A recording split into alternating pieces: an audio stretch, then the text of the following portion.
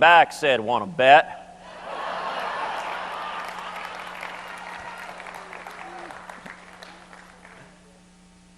And in the days that follow, I will go to Congress and we will pass fundamental tax reform. We will pass a simple flat tax.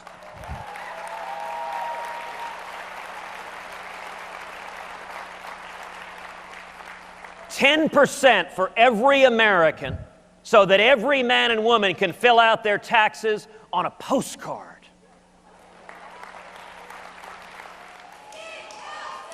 Thank you. Thank you.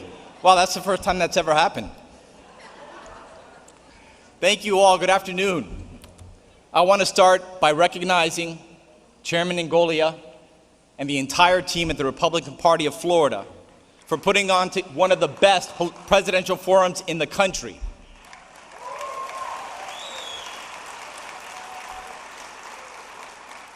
And I also want to thank all the chairmen, chairwomen, state committeemen, state committeewomen from all of our RECs across the state for being here today and helping this making this a great event as well. Thank you so much for all you do for our party.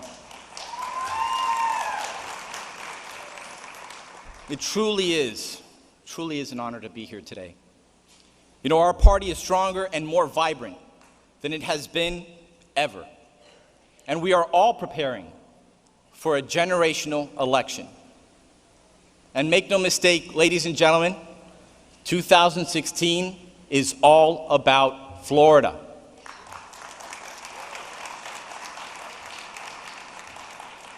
We know that our party is going to ensure that we elect a Republican as President of the United States, and they will be sworn in January of 2017.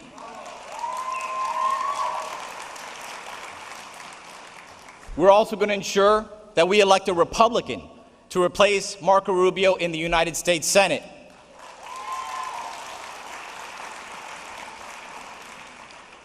And that's where I come in. My name is Carlos Lopez Cantera, and as your Lieutenant Governor, and as a former state committeeman of this very party, it's been an honor to work alongside so many of you to turn our country around and bring it back from the brink. You know, I'm running for the United States Senate because I believe that I am the only person who can stand up to the broken system in Washington that puts our future, our children's future, and our country's future at risk. But for me, the job that comes first, and always will, is as husband to my beautiful wife, Renee, and father to our two precious girls.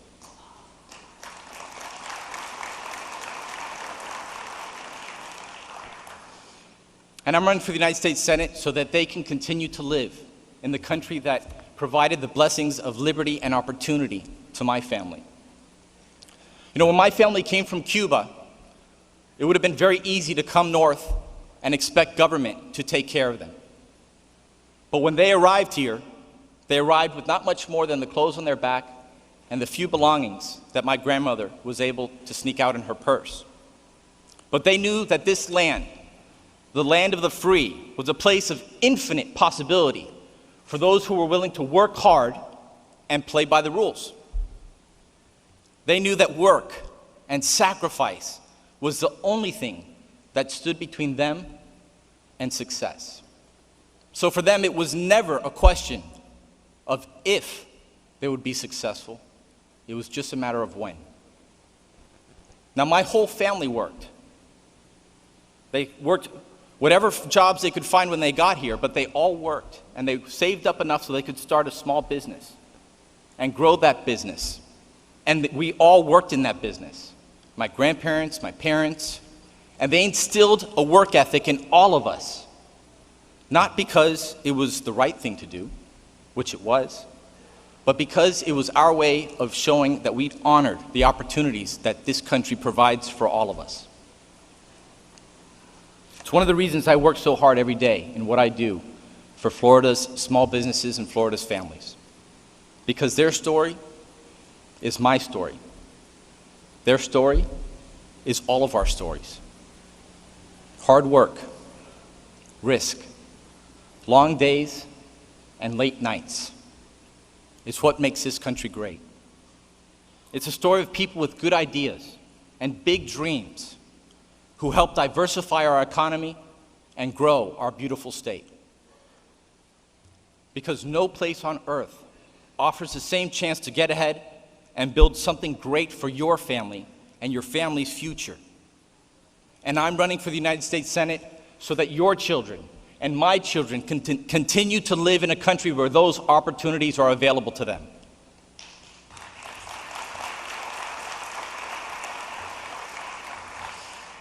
Now, I don't need to tell you that both parties in Washington, D.C. have lost sight of this. And we are all tired of hearing the politicians who promise that they'll stand up for our values when we send them to Washington, D.C. But they end up only standing up for Washington, D.C. That's probably why Congress's popularity is at 8% amongst the American people. But like you, I still believe in the United States of America that Washington has forgotten.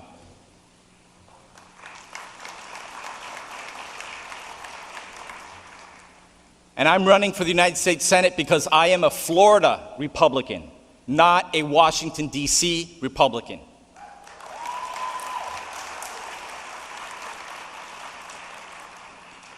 There is a real difference between the two. And at this point in our nation's history, it really matters. You see, in Florida, we cut our debt. Washington piles it on. We've created an environment where jobs grow. They barely even talk about job growth in Washington anymore. We balance our budget every year. They refuse. In Florida, we Republicans govern on the principles of less taxes, less government, and more freedom. In Washington, they have it the other way around. They accept more taxes. They accept more government. And they accept less freedom. Well, enough is enough. Our principles here in Florida that we govern on have created over 940,000 jobs and have brought us to a 7-year low in our unemployment rate of 5.2%.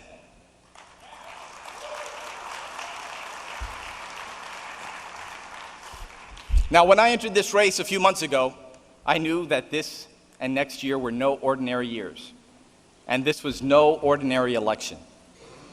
And as I've traveled this state to hear from Floridians about how deeply angry and disappointed they are in our leaders in Washington, well, you know what? So am I.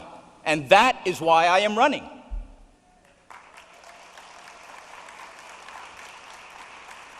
Enough is enough.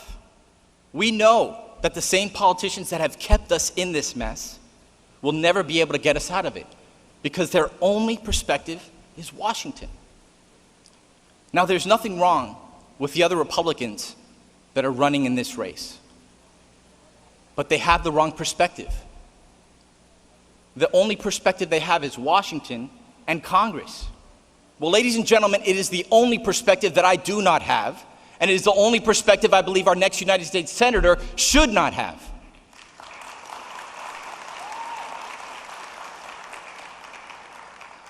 And it's time, as Republicans, we look in the mirror and face the hard facts. Too many Republican leaders have broken their promises to uphold our conservative values. They made all the right promises, they said all the right things, and we wanted them all to be so true.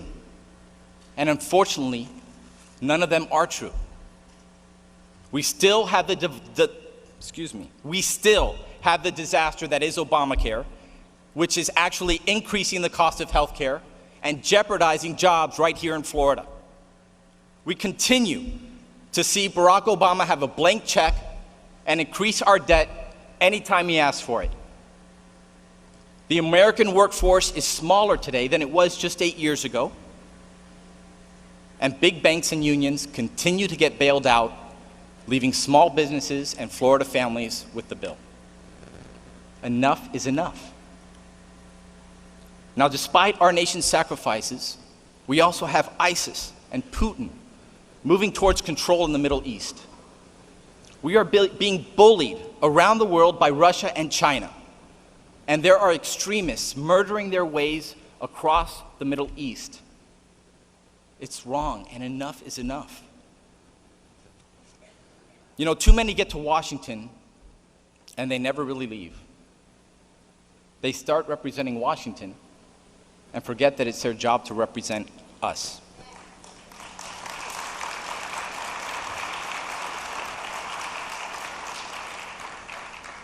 Now, I have come to expect President Obama to think that he can make up his own laws, because his idea of the three branches of government are me, myself, and I.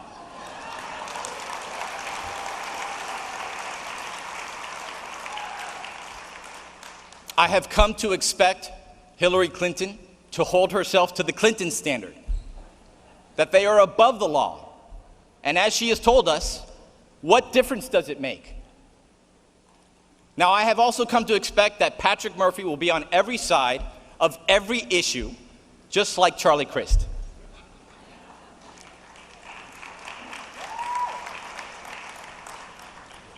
And then there's Alan Grayson.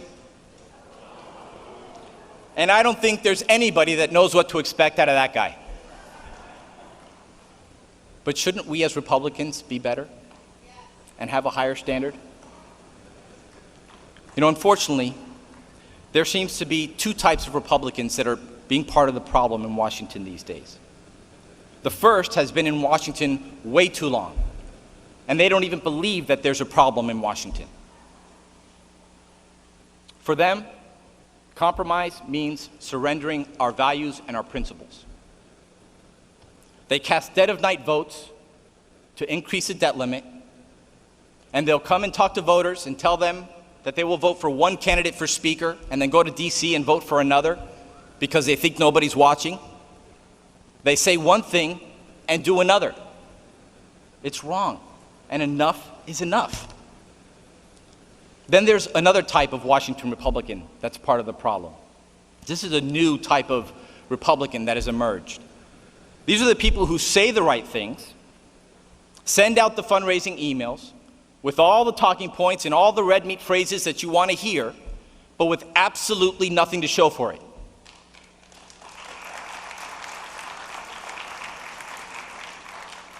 They never stop a bad idea, and they never get a good idea signed into law. That is not a record of conservative leadership and accomplishment. Now, I've been honored to serve as a public servant here in Florida and build a record of conservative accomplishments, from property tax cuts in our state constitution to the toughest mortgage fraud laws in the entire country. And I cut the size of government every step of the way.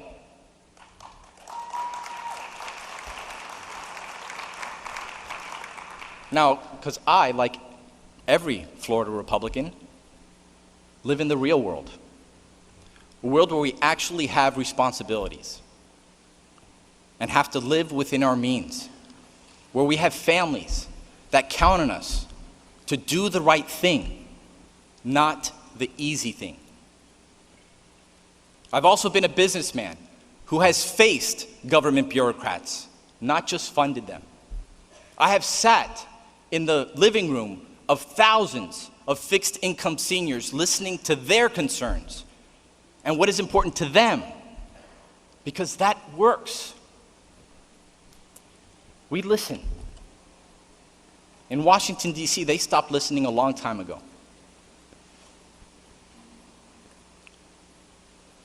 But I believe in listening to the people of Florida. I always have, and I always will. Because that's where good ideas come from.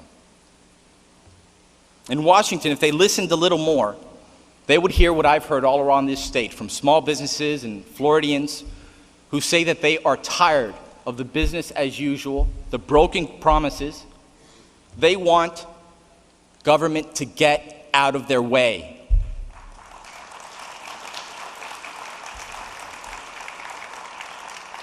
And that's what we've been doing here as Florida Republicans, which is why I believe that Florida's next United States Senator should be a Florida Republican and not a Washington, D.C. Republican.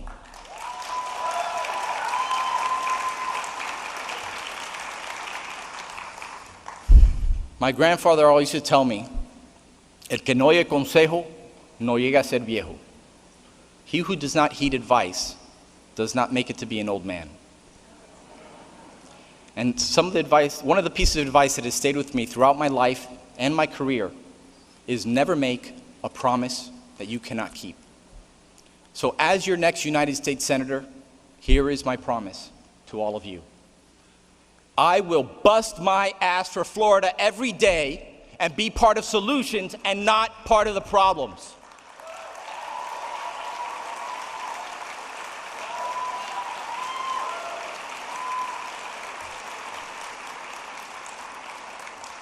It is time that we have a government that does not treat the citizens as people who are to be ruled.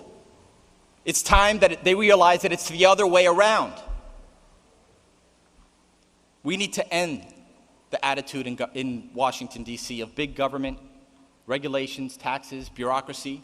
You know, every page of regulation that comes out of Washington, D.C. strangles the American dream just a little bit more. It's wrong, and enough is enough. Every hardworking Florida family knows this.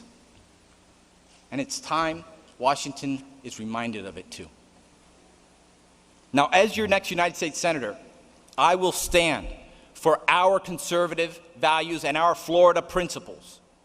I will stand as a senator from a state with nearly 1 million new jobs, billion-dollar surpluses, and a state that cuts taxes every year.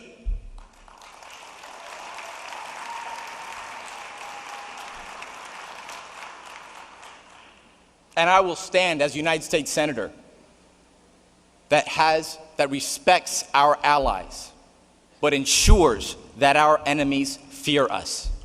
Because right now, we are neither. Enough is enough. In this hemisphere, the Castro brothers and the Maduro regime are emboldened because of the policies of Barack Obama. It's wrong.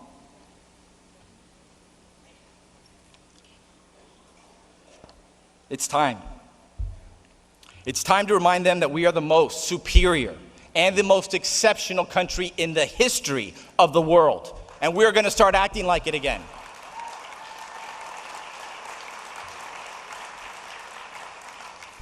And it's time to ensure that every American citizen is safe and that the United States of America is an unapologetic leader in the world again.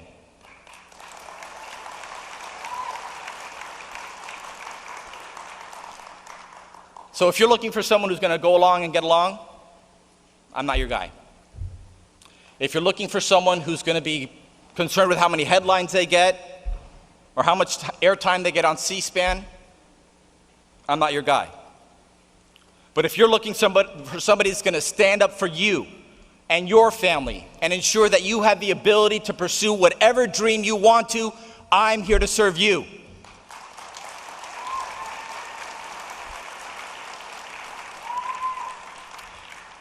And if you're looking for a leader who has an experience of knowing that fewer taxes, fewer regulations, less government creates more opportunity and more possibilities and unleashes the American free enterprise system, which has lifted more people out of poverty than anything else in the history of mankind, I am here to serve you.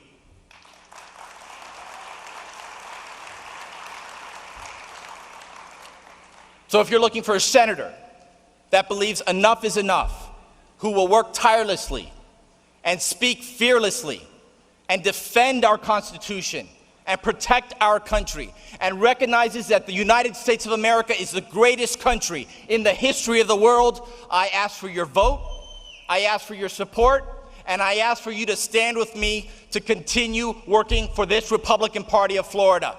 Thank you.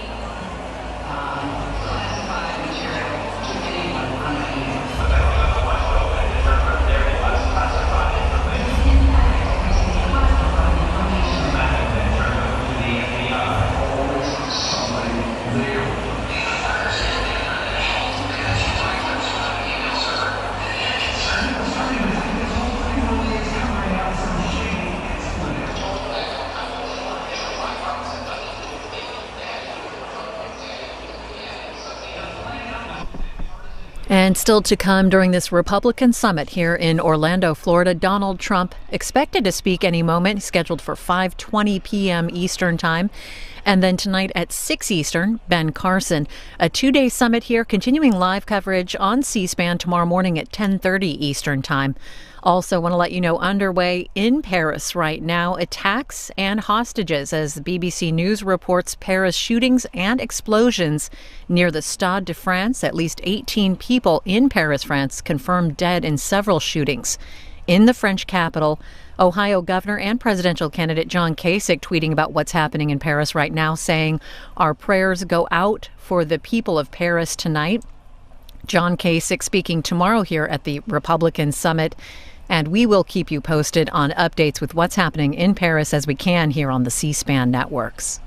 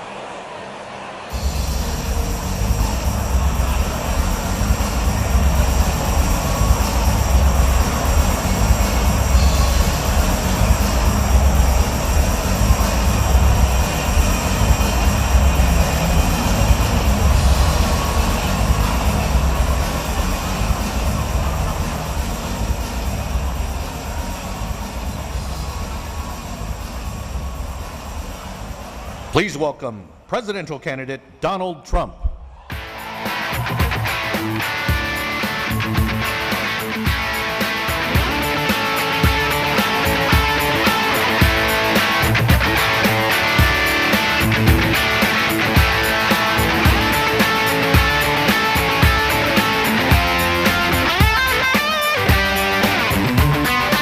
Thank you so much. This is so nice. Wow.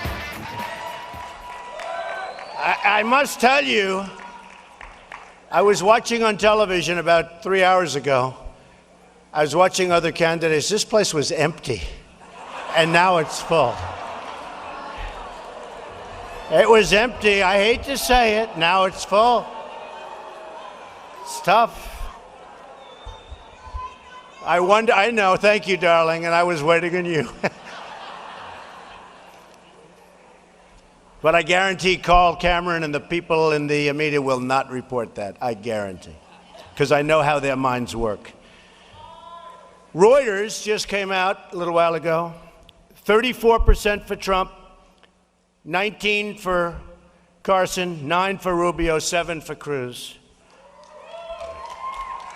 Florida, well, I have an advantage because I have thousands of jobs in Florida. You know, we have Doral. We have many buildings on the beach. We have Mar-a-Lago. We have a lot of different places. So I have an advantage. But Florida, a very, very new poll, 37% for Trump, 16 for Rubio.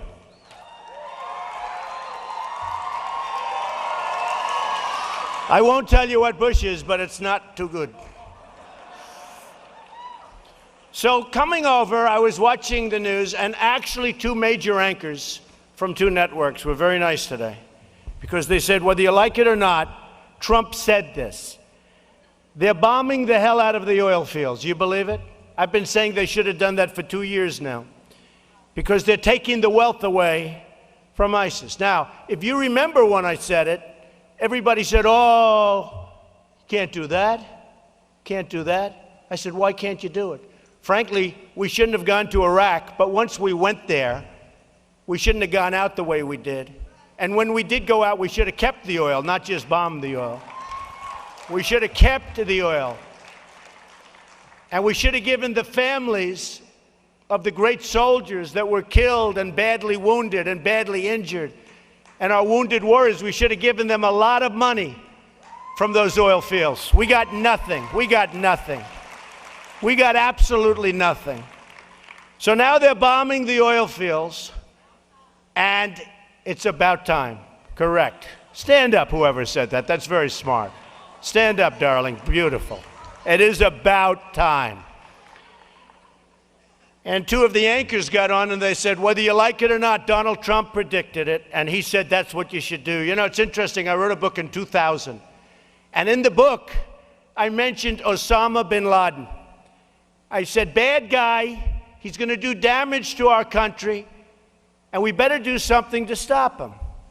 This was 2 years before the World Trade Center came down, through him, auspices of him.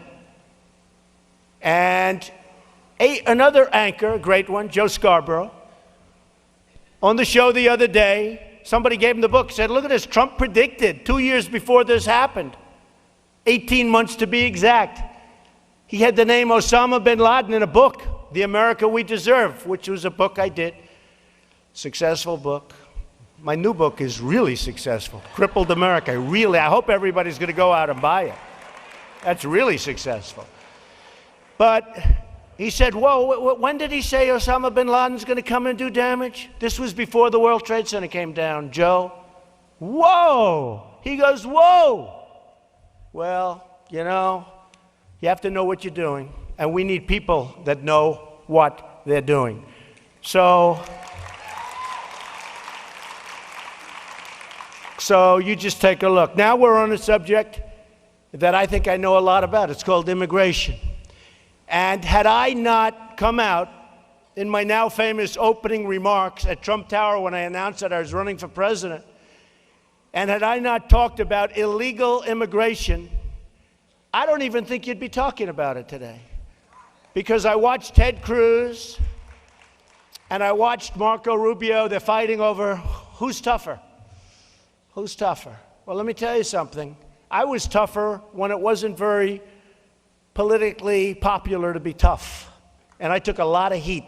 Rush Limbaugh said, nobody has ever taken more incoming, an expression I never heard in that context, talking about the media. But nobody's ever taken more incoming than Donald Trump. And I did. I was going. I mean, I was taking a lot of abuse from those characters right back there. A lot of abuse.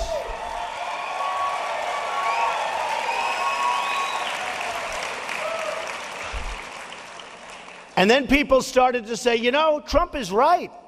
A lot of problems being caused. And I'm telling you, had I not done that, and had I not mentioned it as a major part, because I have friends that live in different parts of the country, whether it's Texas or Arizona or Los Angeles, where they have a huge problem. And I knew what was going on in the country. And it's a serious problem. It's a really serious problem. And you have great people that have come into this country illegally. But you have some very bad people. You take a look at some of the gangs in LA, rough gangs. These are rough dudes. If I get elected, if I become president, those people are out of here. Those guys are gone, and fast. I mean gone. They're coming back, and we're going to put them where they came from. We're not going to put them in our prisons and take care of them for 45 years. Not going to happen that way. It's not going to happen that way. So they're gone. And we're going to build a wall, and it's going to be a real wall. It's not going to be one of these little walls where they ride jeeps over the top, loaded up with drugs, and screw up our cities and the lives of our children and everybody else. There's going to be a real wall. It's going to be a Trump wall. Okay? It's going to be a real wall. I know how to do it, believe me. You know, something I never talk about, OPO, the old post office, great building in Washington, D.C. Exactly in between the White House and the Capitol, on Pennsylvania Avenue. I'm building it. Everybody wanted that building. I got it. In the Obama administration. Can you believe? Most sought after property probably in the history of GSA. Everybody. Every hotel company wanted it. Waldorf Astoria. Everybody.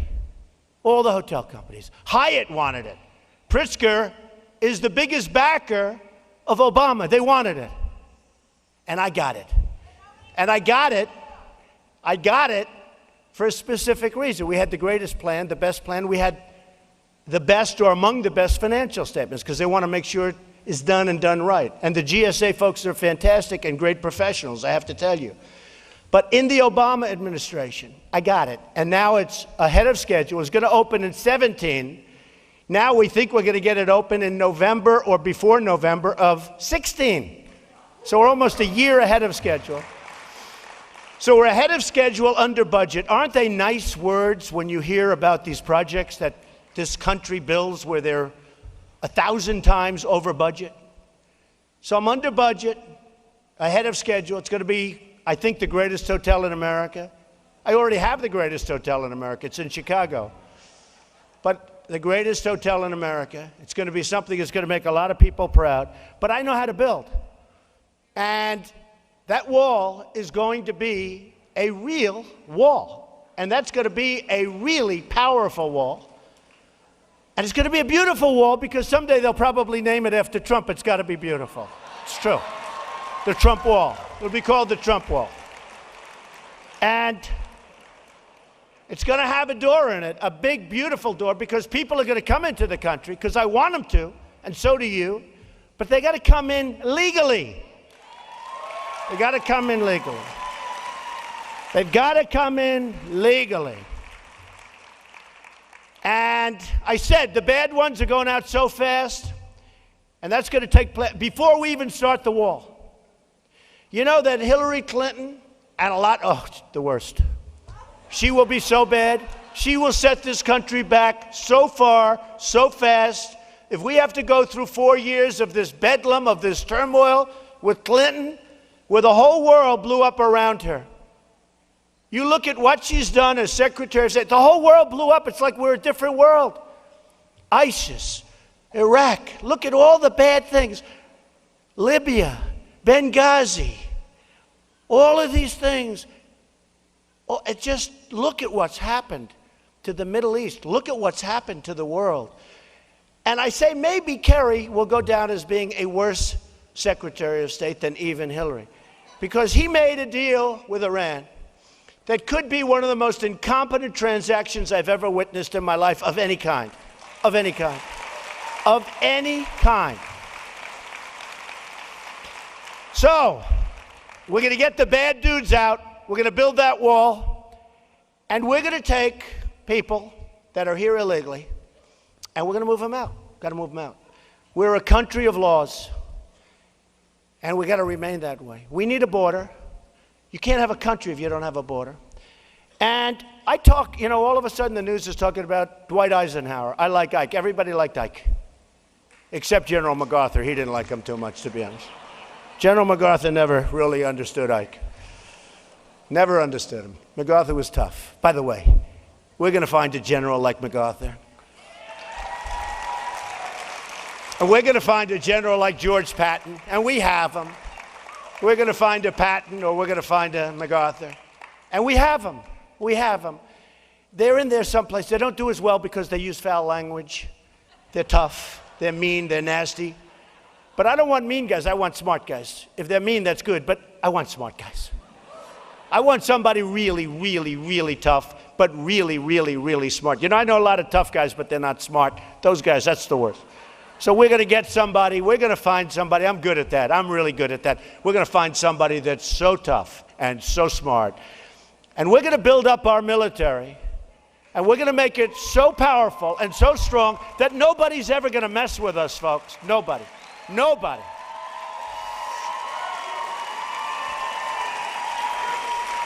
And we're going to take care of our vets.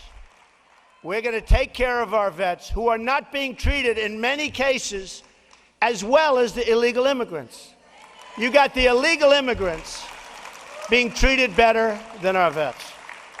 So we're going to do that. And we're going to, by the way, we're going to terminate Obamacare and we're going to replace it with something much better. Much, much better. But because the topic is so hot, I'm just going to finish off with immigration. We're going to triple up the number of the Border Patrol. These Border Patrol guards are phenomenal. I met them. I was in Laredo, Texas, a couple of months ago. These are tremendous people. They want to do their job. They can't. They're told to stand down. Stand down. People walk right in front of them, wave at them. Hi, hi, hi. Guess what? I just became an American citizen, and all of these suckers out here are going to pay for me for the next 85 or 90 years. That's what's happening. So they're told to stand down. When I'm there, they're not going to be told to stand down. They're going to be told just the opposite. Believe me. Believe me. And we're going to triple up the number. Now, with Eisenhower's plan, you know, a lot of people never heard of it. Now all of a sudden they say, oh, there was no plan. Now they found out I was right. Just like I'm right about the anchor babies. Turned out I was right on the anchor babies, okay? You can't come into the country, you're illegal, you come down, you sit down, you have your baby, and we take care of the baby for the next 85 years. Everybody said, well, you need a constitutional amendment, it'll take 15 years, it'll never happen. You don't. You don't. You need a simple act of Congress. You might not even need that. And for years, people thought, you go to Mexico, try having a baby in Mexico and say that baby's going to be a Mexican citizen. Try it. They would laugh at you so hard. They would laugh so hard. We're run by incompetent people. Our leaders are incompetent. They're incompetent people. And I know many of them. And not only don't they have business ability, not only don't they have heart, they don't have common sense. And a lot of it's common sense. And a lot of it's leadership. And we certainly have no leader. That I can tell you.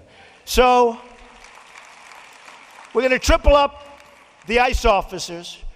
We're going to go nationwide E-Verify. And what people don't say about Eisenhower is when they moved him out, when they started moving him out, they moved out at least 1.5 million. And also with Truman, they moved him out. Do you know what happened? People started seeing they're moving them out, and people started leaving. Many people started leaving. They said, oh man, this is too tough. We're getting out of here. And huge numbers of people just left. And we need it from a job standpoint because these people are taking jobs away from our people. We have close to 100 million people. You know, our real number for jobs, unemployment, is down to 5.2. Let me tell you, every place I go, I have 10,000 people, 5,000 people. I just told you, this room was empty on television 2 hours ago. Now it's full. If you had a real 5.2% unemployment, this room would be empty and I wouldn't be drawing 25,000 people to speeches. Believe me. Believe me. That's the way it is. Now, we're going to defund sanctuary cities because sanctuary cities are a disgrace. They're a disgrace. You look at, I have property. I have a great property in San Francisco, the Bank of America building. I love San Francisco. When Kate was brutally killed, shot in the back by an illegal immigrant who was probably here more than 5 times, they say 5 times, we're not going to let that happen again. When a wonderful veteran, 66-year-old woman, was raped, sodomized, and killed in Los Angeles, I'm not going to let that happen anymore. I'm not going to let it happen anymore. By illegal immigrants. And we're stopping with the sanctuary cities. We're going to go detention, forget it. We're not going to do the catch. You know we do now? Catch, release. Catch, release.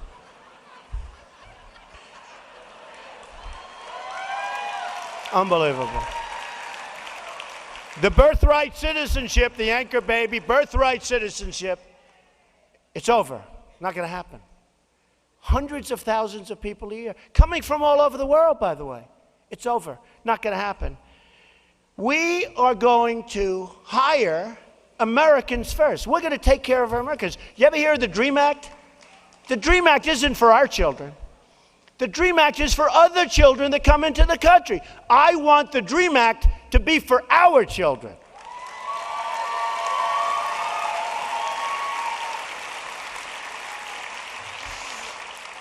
So, it's a fantastic honor to be with you. This was one of those deals that was very nice for me because I heard you're given 20 minutes to speak, and I'm right down the road in Palm Beach. You came up. I speak for 20 minutes, I get the hell out of here, and I've done a good job, you know. It's crazy. But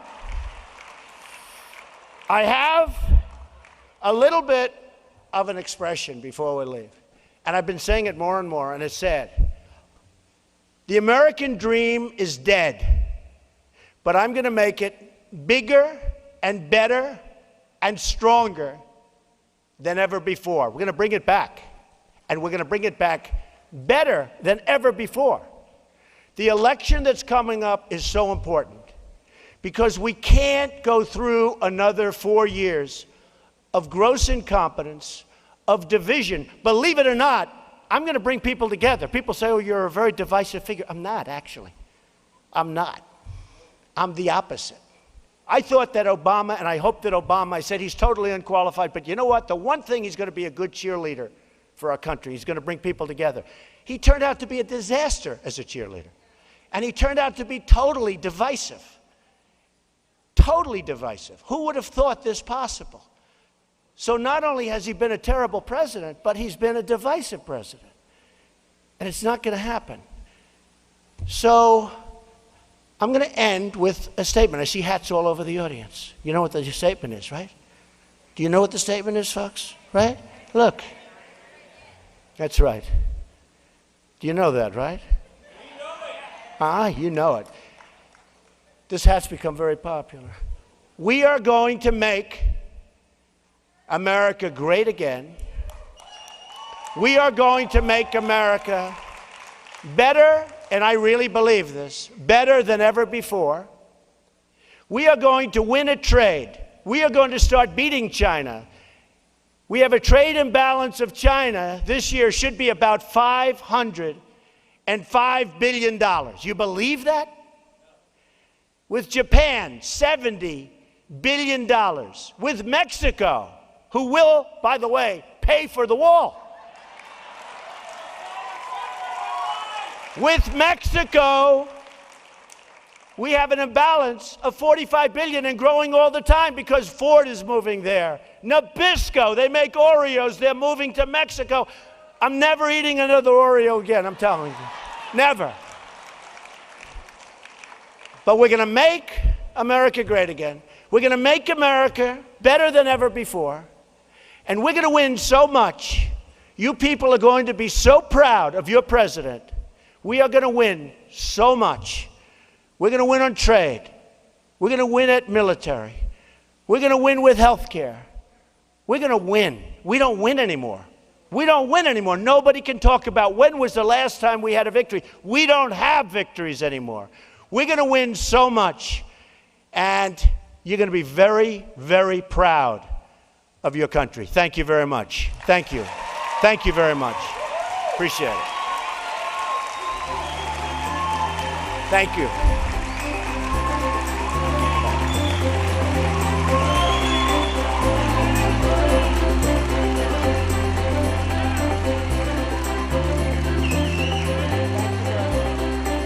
Thank you, everybody.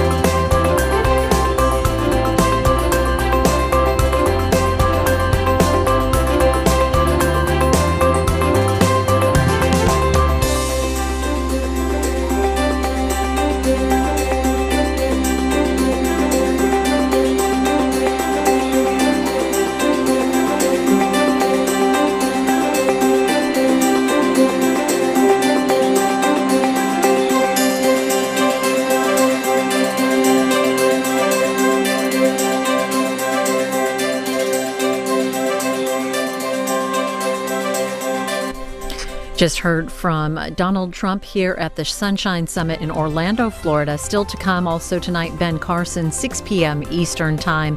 This two-day summit continuing with live coverage here tomorrow on C-SPAN at 10:30 a.m. Eastern. Also, want to update you on what's going on in Paris, France right now. Attacks and an ongoing hostage situation as the BBC News reports shootings and explosions in the French capital city. The Associated Press saying at least 35 people are dead in Paris. Other news outlets reporting more in several separate incidents. At least one man opening fire at a restaurant in the 11th district in Paris. In another area, 15 people reported killed near the Bataclan Theater, with reports from French media of up to 60 people being held hostage there. And explosions reported outside a bar near the soccer stadium where France was hosting Germany in a match. French President Francois Hollande was attending the match and has been moved to safety. Here in the United States, security in New York City being increased out of what officials are calling an abundance of caution. And President Obama just spoke at the White House briefing room. We're going to bring you his remarks as soon as we can right here on C-SPAN. Also, some of the reaction from the Republican presidential candidates. Dr. Ben Carson tweeting, "My thoughts and prayers are with the people in Paris tonight." And also Texas Senator Ted Cruz, who spoke at the summit earlier. Horrific reports coming out of Paris, he writes. "Our thoughts and prayers are with all the people of France, our oldest ally." We'll keep you posted on updates with what's happening in Paris here on the C-SPAN networks, in attacks that news media is confirming so far have killed 35 people.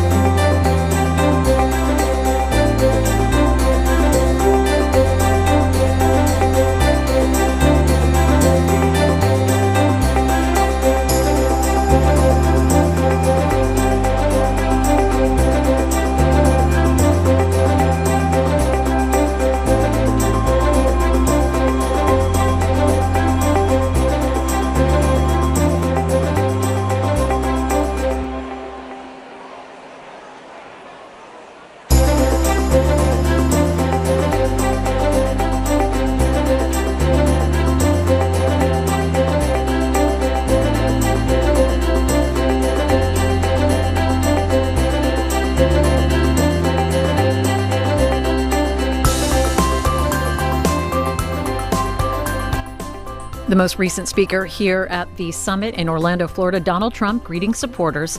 And again, still to come during this Republican summit here in Orlando, Ben Carson, coming up in about 5 minutes, 6 p.m. Eastern Time.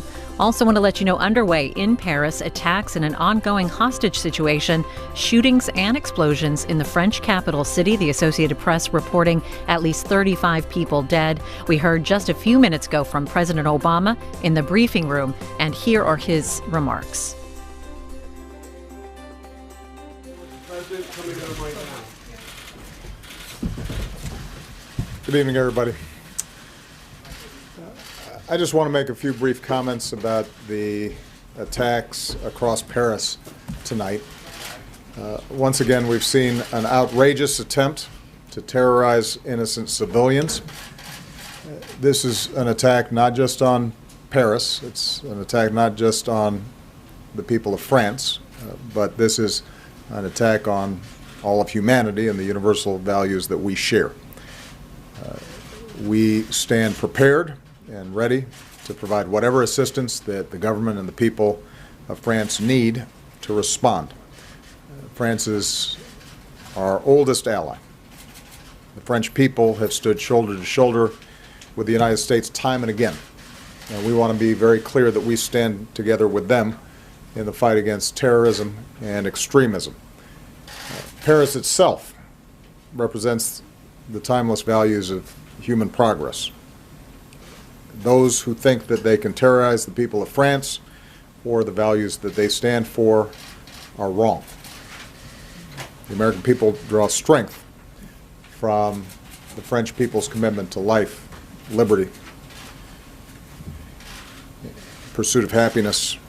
We are reminded in this time of tragedy that the bonds of liberté and égalité and fraternité are not only values that the French people care so deeply about, but they are values that we share. And those values are going to endure far beyond any act of terrorism or the hateful vision of those who perpetrated the crimes this evening. We're going to do whatever it takes to work with the French people and with nations around the world to bring these terrorists to justice and to go after any terrorist networks that go after our people. We don't yet know all the details of what has happened. We have been in contact with French officials to communicate our deepest condolences to the families of those who've been killed, to offer our prayers and thoughts to those who've been wounded. We have offered our full support to them. The situation is still unfolding.